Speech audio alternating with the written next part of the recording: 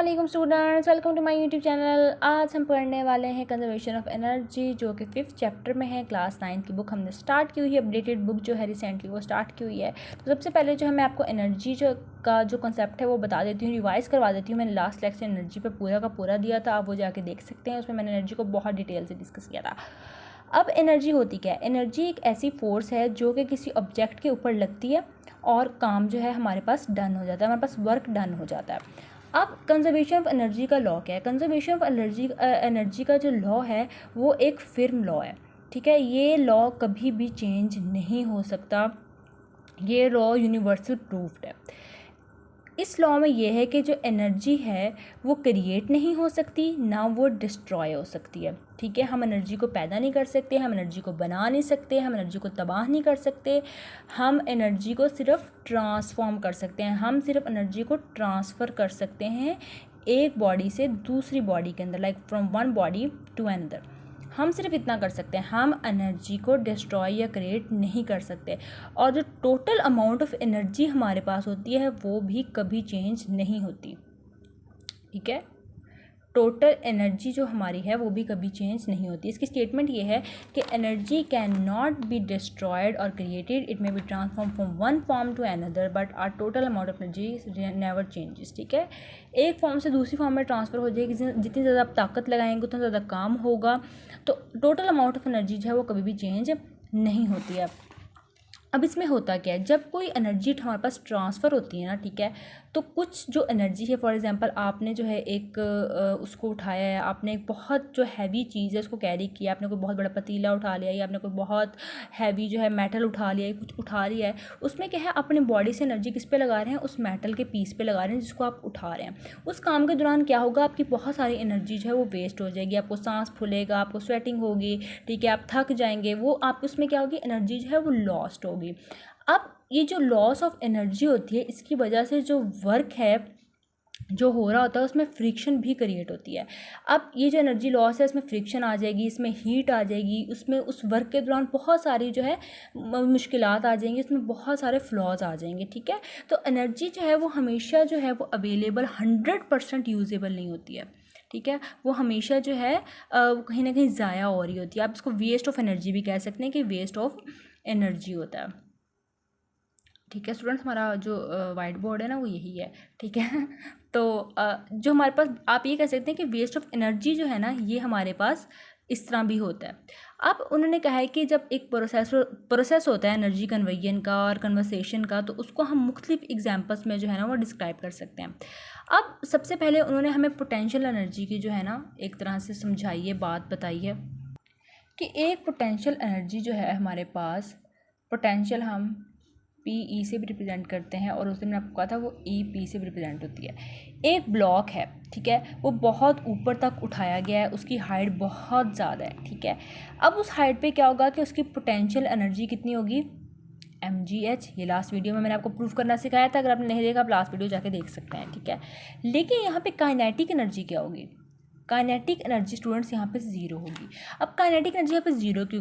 क्योंकि जब हमने एक ब्लॉक को उठाया, मैं आपको बुक से भी दिखा देती हूँ कि ये वाला जो ब्लॉक है इसकी एक सर्टेन हाइट तक है ये, ठीक है, सर्टेन हाइट तक है। इस पर जो है mgh जो है मैस, ग्रेविटी और हाइट जो है वो एक्ट हो रही है, इस पर कोई मूवमेंट नहीं हो रही, कुछ भी नहीं हो रहा है। इसके वजह से काइनेटिक एनर्जी यहाँ पे ज़ीरो है, कोई इसकी जब तक मूवमेंट नहीं होगी काइनेटिक एनर्जी हमारे पास ज़ीरो रहेगी, ठीक है। अगर, लेकिन फॉर एग्जांपल अगर आप इस ब्लॉक को गिरा देते हैं किसी पॉइंट से, इस ब्लॉक को आप छोड़ देते हैं और ये गिर जाता है, तो ये क्या करेगा, ये गेन कर लेगा काइनेटिक एनर्जी को और इस स्पीड को गेन कर लेगा वाइल फॉलिंग डाउन, ठीक है। इसमें स्पीड आ जाएगी, ये ग्रेविटी पे एक्ट होगी, इसमें काइनेटिक एनर्जी आ जाएगी, इसमें मोशन आ जाएगा, इसमें वेलोसिटी आ जाएगी, इसमें एक्सेलरेशन आ जाएगी, इसमें कितने फैक्टर आ जाएंगे जब भी गिरेगा, एयर रेजिस्टेंस भी आएगी। तो ये हमारे पास इस चीज़ के कवर हो जाएगा क्योंकि ऊपर से गिर रहा है, ठीक है। mgh माइनस एक्स हो जाएगा। Loss of potential energy will appear as gain in kinetic energy, ठीक है।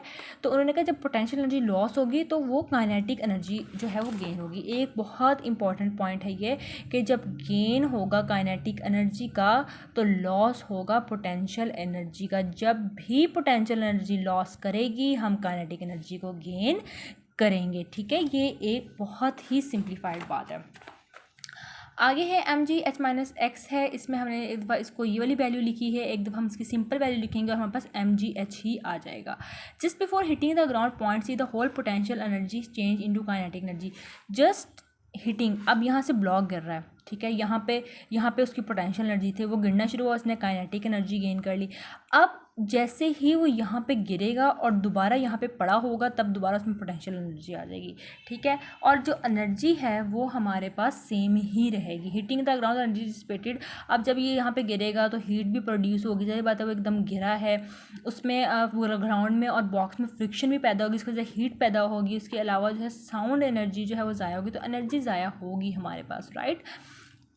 तो ये जो है हमारे पास कंजर्वेशन ऑफ एनर्जी का कॉन्सेप्ट है। अब ये इसकी डिफ़ाइन है, ये इसकी एक्सप्लेनेशन है, ठीक है, और ये इसकी एग्जांपल है, ठीक है, ये इसकी एग्जांपल है। यहाँ लिखेंगे आप बाय पोटेंशियल एनर्जी और यहाँ से आप लिखेंगे बाय काइनेटिक एनर्जी, ठीक है, यहाँ से लिख के और यहाँ पे आप इसका लिख देंगे कंक्लूजन, ठीक है। आप इस सारा प्रूफ फिल लास्ट 2 लाइनें जो हैं कंक्लूजन के तौर पे होंगी, ठीक है। आपने हेडिंग देनी है, ये लॉन्ग आ सकते हैं, बहुत ही इजी और आसान चैप्टर है। अब आगे सोर्सेज ऑफ एनर्जी है, इसमें मैं आपको सिर्फ इसकी मतलब बेसिक बताऊँगी क्योंकि ये शॉर्ट के लिए इंपॉर्टेंट है, एमसीक्यू वगैरह आ जाते हैं, कोई बहुत ज़्यादा इसमें रॉकेट साइंस नहीं होती है।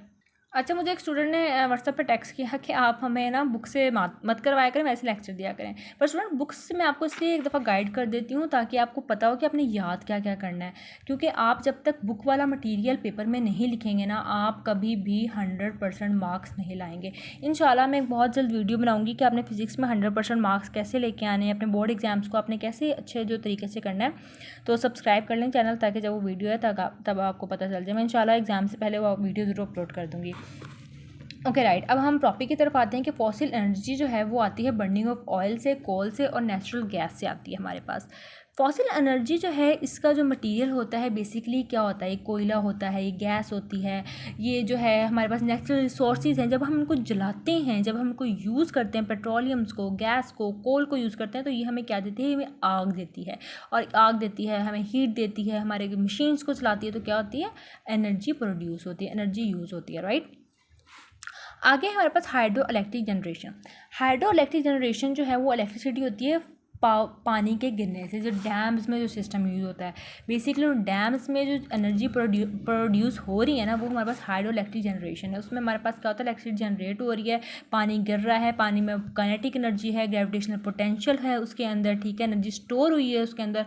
और जब पानी जो है वो बहुत हाइट से ऊपर गिरता है ना, बहुत ज़्यादा हाइट से ऊपर गिर रहा होता है, तो क्या होता है कि उसमें बहुत सारी एनर्जीज फ्लो कर रही हैं, तो उसमें बहुत ज़्यादा जो है वेलोसिटी होती है, एक्सेलरेशन होती है, और वो उसमें जो उसकी जो पानी की एनर्जी होती है ना, वो बेसिकली इलेक्ट्रिसिटी बना रही होती है। आपने कभी डैम्स को ओपन होते हैं, अपनी वीडियोस देखी होगी, जब डैम्स को ओपन किया जाता है तो थाउजेंड ऑफ जो टन्स ऑफ वाटर होता है वो बहुत स्पीड से जा रहा होता है, उसकी इतनी ज़्यादा स्पीड होती है, कोई भी उस चीज़ के सामने आ जाए वो तो पारा हो जाती है। और हम उसमें जो कंस्ट्रक्शन थी उसको डैम कहते हैं। ये है डैम की डिफाइन, ठीक है, ये डैम की डिफाइन है। काइनेटिक एनर्जी जो है वो रोटेट करती है टरबाइंस को, जो कि एक इलेक्ट्रिकल जनरेटर को हमारे पास बनाती है, ठीक है। आगे नेक्स्ट है हमारे पास सोलर एनर्जी। सोलर एनर्जी एक बहुत अच्छी एग्जांपल्स है, आपके पास सोलर प्लेट्स जो कि अब हर घर में हैं, क्योंकि बिजली बहुत महंगी हो गई है। तो सबसे इसका जो बड़ा सोर्स है वो है सन, जो है वो एक बिगेस्ट सोर्स है इसका, ठीक है। सन, इस पर सूरज आता है और इसके वजह से ये चार्ज होते हैं, इस पर सोलर सेल, छोटे छोटे सोलर सेल लगे होते हैं। हमने कभी गौर किया सोलर प्लेट्स पर, छोटे छोटे, मतलब बहुत वाज़ेह नहीं होता, लेकिन उस पर सेल्स ऐसे लगे होते हैं, अटैच हुए होते हैं।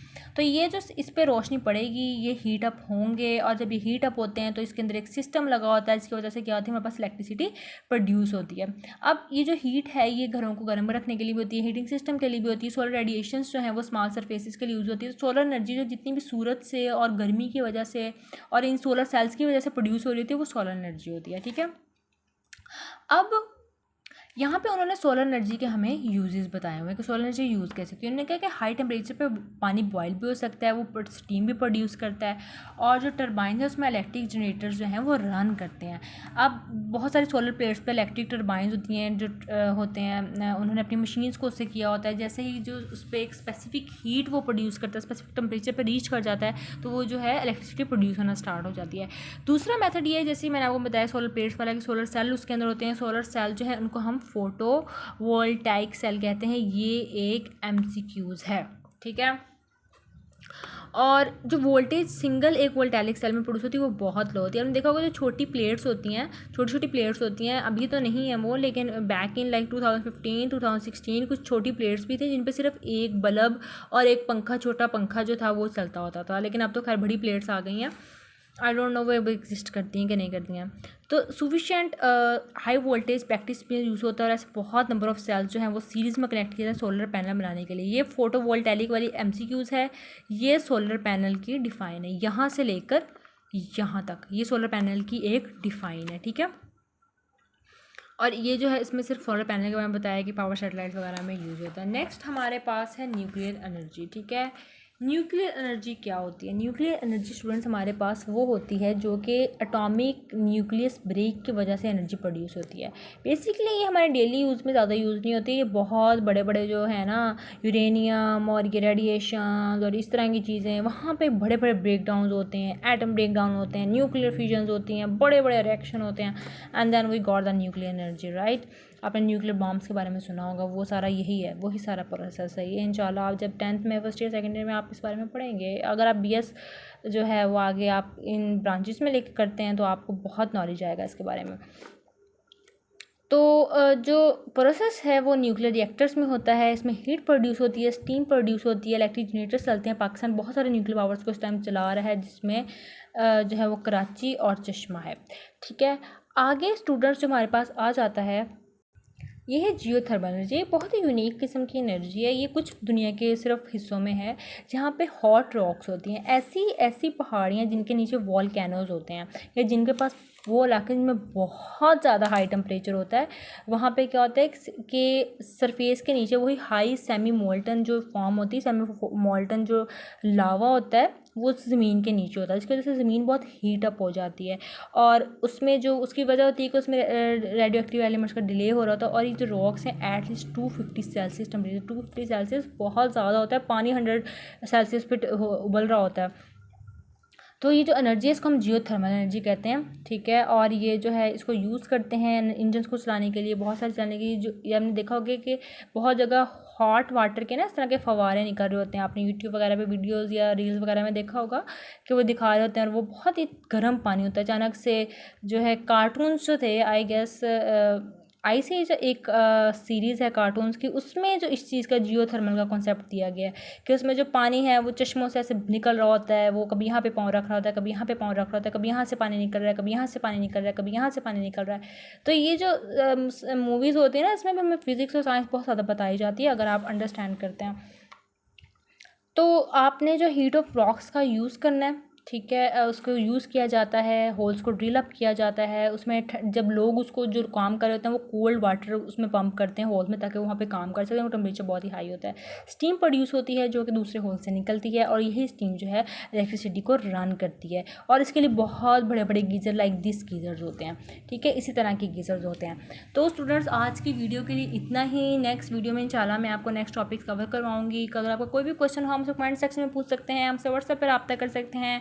व्हाट्सएप पर स्टूडेंट मेरे पास आते हैं और वो मुझसे नोट्स भी लेते हैं। मैं मतलब फ्री ऑफ कॉस्ट नोट्स देती हूँ, स्टूडेंट्स को हेल्प आउट करती हूँ जितना मैं कर सकती हूँ। MCQs कुछ भी आपको चाहिए हो, मैं आपको जो है विलिंग हूँ हेल्प आउट करने के लिए। आप मुझसे व्हाट्सएप पे जो है वो कांटेक्ट कर सकते हैं, वो नंबर मैंने डिस्क्रिप्शन में दिया हुआ है। सो आप कमेंट सेक्शन में मुझसे पूछ सकते हैं, कोई इशू हो आई विल क्लियर इंशाल्लाह। तब तक अपना ख्याल रखिएगा, दुआ में याद रखिएगा। अल्लाह हाफिज़।